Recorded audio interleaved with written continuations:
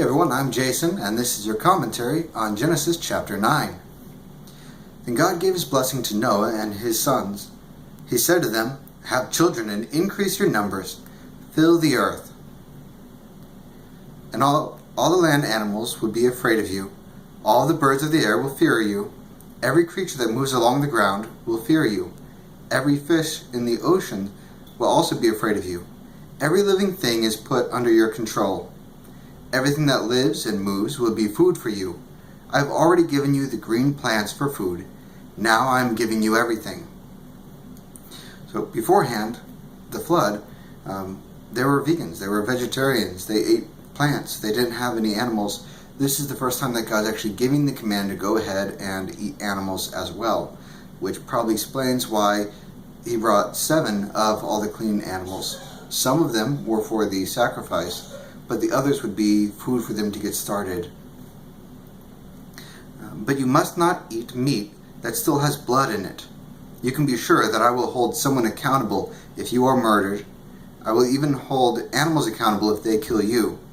I will also hold anyone accountable who murders another person. Anyone who murders man will be killed by man. That is because I have made man in my own likeness. So this isn't saying that people have a right to revenge. Obviously, if someone kills you, then you're incapable of killing someone else. But you can't kill on behalf of someone else. This is government. This is supposed to be something that's impartial and just and fair. Just a natural consequence that you forfeit your life if you take someone else's. It was never meant to be permission to go and kill someone else. Have children and increase your numbers. Multiply on the earth and increase your numbers on it. Now, I kind of like this commandment right here. It's the first one he gives to Adam and Eve, who says, "Be fruitful, multiply." It's the first one he gives after the flood, says, "Be fruitful, multiply." And it comes up other times as well. In future passages, we're going to find out that there's Israel, and they get taken into Babylonian captivity. And God's commandment to them is, even in Babylon, be fruitful, multiply. So God constantly comes back to the purpose of us being here is to procreate. That's not the only purpose, but that is definitely one of them. Then God spoke to Noah and to his sons who were with him. He said, "I am now making my covenant with you, with all your children who will be born after you. I am making it also with every living thing that was with you in the ark. I am making my covenant with the birds, the livestock, and all the wild animals. I am making it with all the creatures that came out of the ark with you. I am making it with every living thing on earth. Here is my covenant that I am making with you. The waters of a flood will never destroy all life again. A flood will never destroy the earth again." God continued, "My covenant is between me and you and every living thing with you. It is a covenant for all time to come." Now, here he says he's never going to flood the entire earth again. There are some people who believe that it was just a localized flood that happened to Noah. If that were the case, for it to be 20 feet over Mount Ararat, over the highest mountains, that's how much water was there. There's no way that that could have been localized. Not really. And instead of taking years in order to build an ark and get the animals on there, and then waiting another full year on the ark before you can come off, if it were local, they could have just gone somewhere else.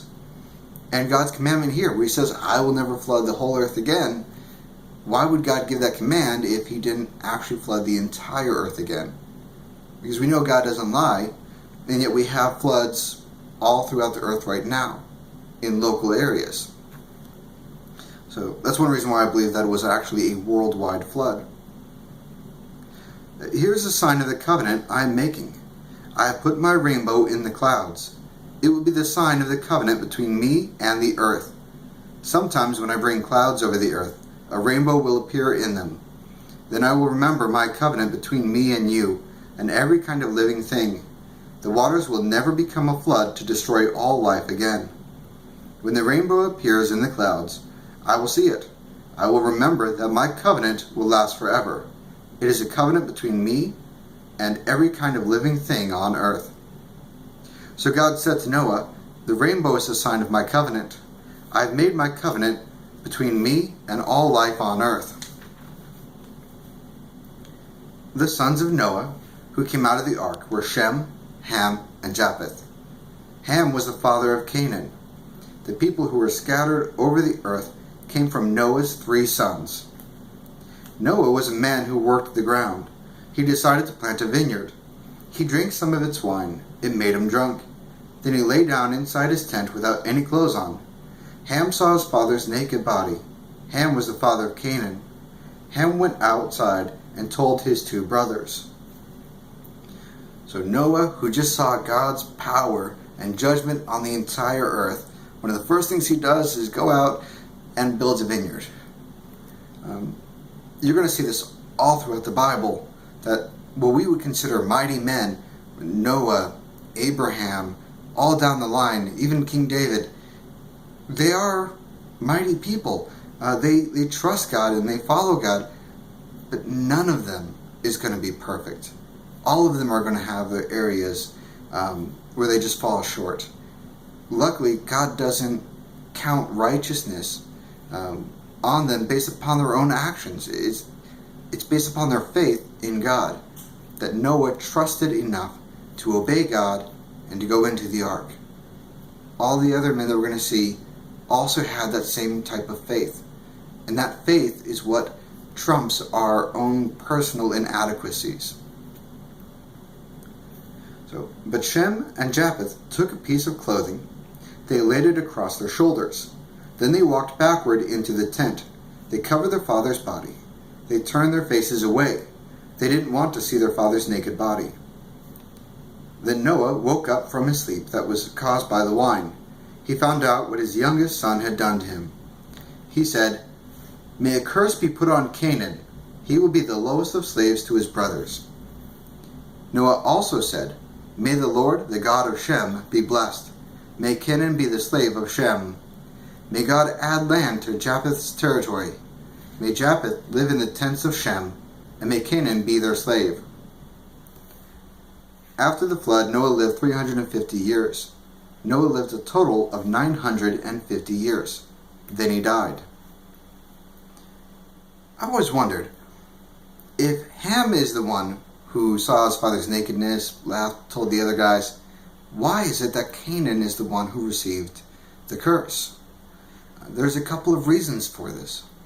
One is that could have actually been Canaan who went above and beyond the sins of his father Ham.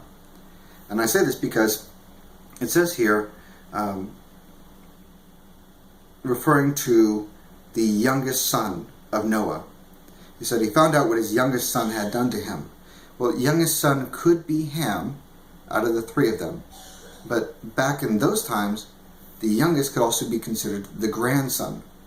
So if Canaan was the youngest of the grandsons, it could be referring to him also. This may also be an example of God's mercy, whereas he could have put the curse on Ham and all of his kids. He chose to narrow it down to just 1/3 of Ham's kids, going through the line of Canaan. So even though there was a curse,